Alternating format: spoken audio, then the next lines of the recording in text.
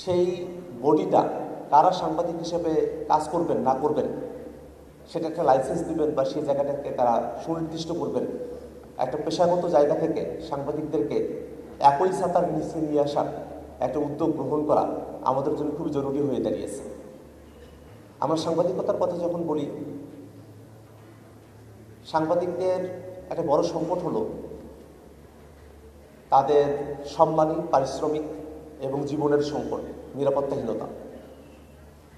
এটা সময়ে সময়ে আমরা এটা দেখেছি যে আমাদের যারা সাংবাদিকেরা আছেন, একেবারে প্রান্তিক পর্যায়ে যেসব সাংবাদিকরা আছেন, আমরা যদি জেলা শহর বা উপজেলা শহরের সাংবাদিকদের দিকে তাকাই, তাদের আসলে সুনির্দিষ্ট কোনো বেতন কাঠামো নেই, তারা মাস শেষে তারা বেতনটাও পান না। তো তাদেরকে নির্ভরশীল হয়ে থাকতে হয়, মুখাপেক্ষী হয়ে থাকতে হয়। এই যে মুখাপেক্ষী হয়ে থাকাটা, সেটাও কিন্তু স্বাধীন সাংবাদিকতার ক্ষেত্রে একটা ব্যাঘাত তৈরি করে। যদি জেলা পর্যায়ের কোনো সাংবাদিককে কোনো রাজনৈতিক নেতার কাছে অথবা কোনো প্রতিষ্ঠানের কাছে মুখাপেক্ষী থেকে তার জীবন চালাতে হয়, তাহলে সংবাদ প্রকাশের সময়টাতেও তাকে কিন্তু সেই রাজনৈতিক দল বা নেতা বা সেই যে প্রতিষ্ঠান, তাদের মতো করে সংবাদ পরিবেশনের এক ধরনের মনস্তাত্ত্বিক চাপের মধ্যে দিয়ে তাদেরকে যেতে হয়। তো সেই জায়গাটা একটা পরিবর্তন দরকার।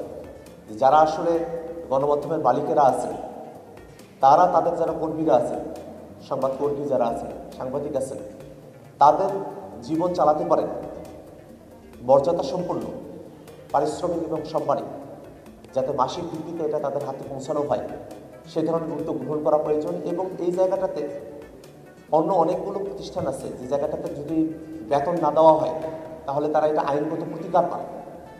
কিন্তু আমাদের সাংবাদিক বন্ধুরা তারা যদি বেতন না পান তাহলে তাদের মতো আইনগত কোনো প্রতিকারের জায়গা নেই।